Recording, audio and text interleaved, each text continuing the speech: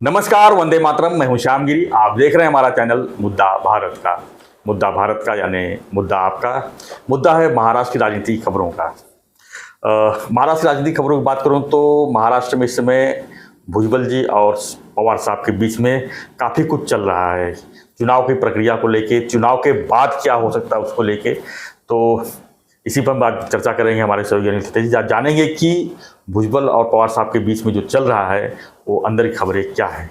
Sir, बहुत कुछ आपने निकाल रखा है, मसाला ऐसा दिखा मैंने। ऐसे है कि भुजबल जो है उन्होंने एक दिन पहले और 2 दिन पहले शरद पवार जी के खिलाफ इतने जहरीले भाषण किए और उनको क्या नहीं कहा, कुछ भी कहा उनको। तो पार्टी जब अजीत दादा के साथ में आए तब भी पहले भाषण में कितना बड़ी बड़ी बातें की। हाँ, विठल विठल बोले। हाँ। बाद में खिलाफ गए, विठल की पाँव खींचने लगे। मुख्यमंत्री नहीं बना सके इतने साल में अपने पार्टी का। सर कैसे है ना, भुजबल और ये तुम्हारे शरद पवार, इनके बीच में कुछ नहीं चल रहा है। हाँ। यही गौप्यस्फोट है। कुछ नहीं चल रहा है, जीरो। सर कैसे हुआ कि शरद पवार ने कल प्रेस कॉन्फ्रेंस की, लंबी कॉन्फ्रेंस की, 1.5 घंटे की कॉन्फ्रेंस की। उसमें उन्होंने खुलासा किया कि इन्होंने मेरा अपॉइंटमेंट नहीं लिया था। अच्छा। मेरे को कोई कल्पना भी नहीं थी कि ये आने वाले हैं।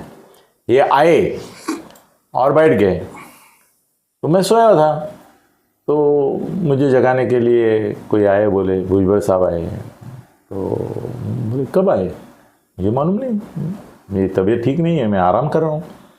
तो बोले 1 घंटा हो गया। बोले 1 घंटा हो गया, मगर मैं आज किसी से मिलने वाला नहीं हूँ। मैंने जाहिर किया है कि मैं नहीं मिलूँगा किसी से। तो बिना अपॉइंटमेंट कैसे आए? वो बोले उनको बोला हमने कि आज आप किसी को मिलने वाले नहीं हैं। तो बोले वो जब तक जागते नहीं और मुझे मिलते नहीं है, मैं घर से हटूंगा नहीं, यहीं बैठा रहूँगा, ये मुझे खाना पीना दे दो। यहाँ तक बातें है। और ये सब शरद पवार साहब ने खुद बताई है कि वो बोले मैं खाना पीना करके यहीं पे रहूंगा जब तक मिलते नहीं है। मतलब शरद पवार को उन्होंने मजबूर किया, मुझे मिलो ही। वो कोई चिकट भिखारी होता है ना, वो पहले खिड़की के ऊपर टक टक करता है, फिर और गंदगी फेंकता है, ये करता है, वैसा किया। जाता ही नहीं, मैं नहीं जाऊंगा। हाँ, तो फिर शरद पवार बोले ठीक है, फिर मिलता हूँ। फ्रेश हुए, फिर बोले मैं तो बैठ के बात नहीं कर सकूँगा इनसे, मैं सोया रहूँगा। इनको बात करनी है तो मेरे बेड के बाजू में इनको एक कुर्सी दे दो।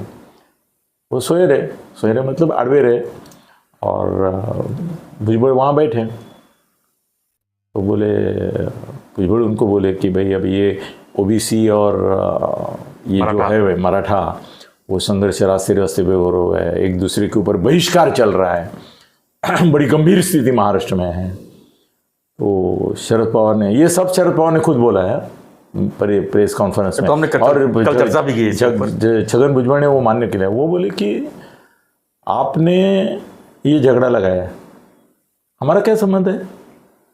मराठा और ओबीसी का झगड़ा जो है वो आपके धोरण के कारण, पॉलिसी के कारण लगाया है। और आप मनोज जरांगे को क्या बोले हैं, प्रॉमिस दिए हैं, वो छुपा के रखा है। वो आप बोलते नहीं है कि मनोज जरांगे को एग्जैक्टली क्या प्रॉमिस दिया है। और आप ये भी नहीं बोलते, तो वो जो ये है तुम्हारा ओबीसी का नेता विलास खाड़े ना, गणेश हाके, उसको क्या बोला है वो भी नहीं हमको बताते। और हमको पहले पूछा था क्या कि हम इसको ये आश्वासन दे रहे, इसको आश्वासन दे रहे, इसका सॉल्यूशन हमारे पास ये है। आप तो आपकी कोई राज खोलते ही नहीं है, और उनको क्या बोले वो बोलते नहीं है। शायद हो सकता है आप इसको कुछ अलग बोले होंगे, इसको कुछ अलग बोले होंगे। अब वो दोनों एक्सपोज करेंगे तुमको, तो तुम परेशानी में आ जाओगे, और प्रॉब्लम आप क्रिएट करो और सोल्यूशन हम दे। ये क्या चक्कर है? ये भुजबल ने कहा? अरे बाबा, शरद पवार ने कहा ये। अच्छा, ये शरद पवार ने कहा भुजबल की कहने पर कि अभी परिस्थिति बहुत गंभीर है, लोग एक दूसरे का बहिष्कार कर रहे हैं। तो उन्होंने बोला समस्या आपने निर्माण की है, सोल्यूशन मांगने के लिए जब आपके हाथ से गई सिचुएशन और आपको अभी लगने लगा है कि ऐसा संघर्ष होगा जाएगा, शायद रक्तपात होगा उसमें, तो हमारे पास आ रहे हो। मतलब हमको बदनाम करने के लिए आए क्या कि देखो मैं पवार साहब के पास आया, फिर भी उन्होंने कोई सोल्यूशन नहीं दिया। अरे तुम्हारा प्रॉब्लम है, तुम सॉल्यूशन, सरकार हो, तुम ढूंढो ना। हमको क्यों पूछ रहे हो, हम इसीलिए नहीं आए उधर। उन्होंने बोला, वो फोन मैंने ही किया था कि जाओ मत, आप असेंबली में चर्चा नहीं करते, असेंबली में आपको बोलने का नहीं है, आपका पॉलिसी क्या है, मनोज जरंग को क्या बोला, इसको क्या बोला, वो नहीं बोल रहे, और हमारे ऊपर ढकेल रहे कि हम नहीं मीटिंग में आए। जो मीटिंग में आए उन्होंने क्या राज दिखाए, क्या किया, क्या सोल्यूशन निकाला, खाली आए बैठे एक दूसरे पर चढ़े। तो हमारी क्या गलती है, आप आपकी गलती सुधारो, ऐसा बोल के भुजबल को रवाना कर दिया। तो उनके बीच में कोई पॉलिटिकल डिस्कशन नहीं हुआ, कुछ नहीं हुआ, खाली एक चपराक मारा, थप्पड़ मारा भुजबल को, और थप्पड़ खा के भुजबल वापस आ गए। और पॉलिटिकली उनका नाता इनसे जुड़ नहीं सकता है अभी भुजबल का, क्योंकि उन्होंने बीजेपी में इनरोड बना के रखे हैं अपने लिए। बीजेपी उनको लेने के लिए तैयार है ओबीसी नेता के नाते। ओबीसी नेता के नाते, तो वो वहाँ तो जाने वाले नहीं है अभी। अजीत दादा के बारे में भी शरद पवार ने बहुत अच्छी बात कही, वो बोले मेरे वो रिश्तेदार है, रिश्ते के नाते वो कभी भी घर आ सकते हैं, मेरे घर के आदमी हैं, और पॉलिटिकली वो दूर गए हैं। अब उनको नहीं आने का, नहीं आने का ये निर्णय जो है वो मैं नहीं लेने वाला। मेरे जो निष्ठावंत, मेरे से ईमानदार रहे ये संघर्ष काल में, उनको मैं पूछूंगा सबको बिठा के कि क्या इसको लेना है। वो बोलेंगे अगर हाँ ले लो अजीत दादा को, तो ही मैं लूंगा, मैं मेरे मन से कुछ नहीं करूंगा। तो एक तरह से उन्होंने उसको झटका भी दे दिया कि भाई जिनके तुमने लात मारे उनके पैर छूना है तेरे को लेना मेरे हाथ में नहीं है। मैं लूं के बदनाम क्यों हूं, इतना कृतघ्न आदमी है तू, छोड़ के चला गया इन वक्त पर, और तेरे को मैं वापस ले लूं, कौन है तू, और तेरी वजह से मैं हूं। मैं तो मेरे 50-55 ऐसे भी हर बार लाता हूं, वो तो आएंगे मेरे, तेरे होने नहीं होने से फर्क नहीं, तेरे को फर्क पड़ेगा, तेरे 5 नहीं आएंगे, मेरे तो 55 आने वाले हैं। तो उन्होंने उसको भी लताड़ा है अजीत दादा को, अजीत दादा को भी एक तरह से ताला बंद कर दिया उसका कि यहाँ आने के लिए मेरे लोगों से पाँव पड़ो, मेरे पाँव पड़ने से कुछ नहीं होगा, इनके पाँव पड़ो और सब पढ़ो। वो तुम्हारे दाह मंत्री जो है ना बना के रखे हैं, उनको भी बोलो कि सबके पाँव छुओ। ऐसी स्थिति में क्या देख रहे हैं सर, अजीत दादा के साथ जो 40 आए थे, विधानसभा तक, चुनाव तक टिकेंगे इनके साथ? सर इनके साथ वो टिकेंगे क्योंकि वो लेंगे नहीं, और वो इनके लोगों को भी लेंगे, नहीं, इनके लोगों को भी नहीं लेंगे। क्यों लेने का है, उतने 40 लोग इनके बैठेंगे ना लॉयल। ये तो गद्दारी करके चले गए ना, अब गद्दारों को लेके क्या फायदा, गद्दारी आज नहीं तो कल गद्दारी करता ही है।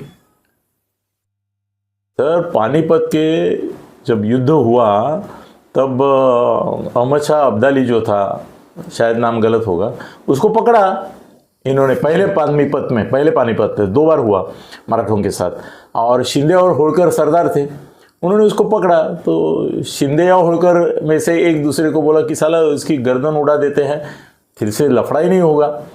तो दोनों में से एक सरदार बोला कि इसको अगर मार देंगे तो पुण्याला गेल्यानंतर पेशवे आपणास धोत्रे बडवायास बसवतील, मतलब हमारा काम ही नहीं, ये शत्रु खत्म हो गया तो सैन्य की जरूरत क्या है, अगर चोरी बंद होगी तो पुलिस की क्या जरूरत है।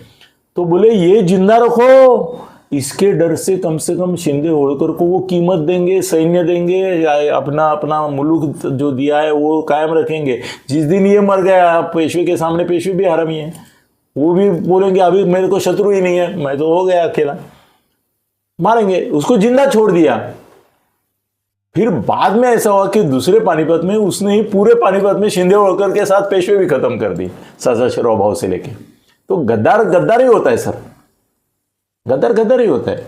एक बार उद्धव ने गद्दारी की बीजेपी के साथ जाने के बजाय इधर गया, अब वो किसके साथ भी गद्दारी कर सकता है। वो अभी वो गद्दारी सहन करनी है कि नहीं, ये निर्णय इनको लेना है। कल अगर मोदी जी उसको बोलते हैं कि आ जाओ तुमको हम मुख्यमंत्री करते हैं, शिंदे साहब को उप मुख्यमंत्री रखेंगे, वो बीजेपी में आ जाएंगे, तुमको टेंशन नहीं, वो शिवसेना नाम भी तुमको दे देंगे, चल तो ये गद्दार जाएगा उधर। गद्दारी पहले किसने की है, उद्धव ने की है, ऐसा कुछ नहीं। ये इसमें भुजबल और शरद पवार के बीच कुछ चल रहा है तो अपमान का ही नाट्य चल रहा है, कुछ बाकी चल रहा नहीं है। बट इसके हम चुनाव परिणाम के बाद कुछ देख सकते हैं इसमें सर? क्या नहीं, अभी सर इनको जरूरत ही नहीं पड़ेगी किसी को लेने की या करने की। कुछ क्या करेंगे, लेकिन क्या करेंगे, अभी है उनको मेजोरिटी क्लियर, 158 तो दिए है ना सर। चुनाव के बाद हम बोलेंगे ना कि मेजोरिटी है कि नहीं, अभी कैसे बोले? सर 1 मिनट गैप देता हूँ, नहीं खत्म ही करते हैं ये, जी। क्योंकि नीचे बेल बज दे रही है, मुझे जाना है।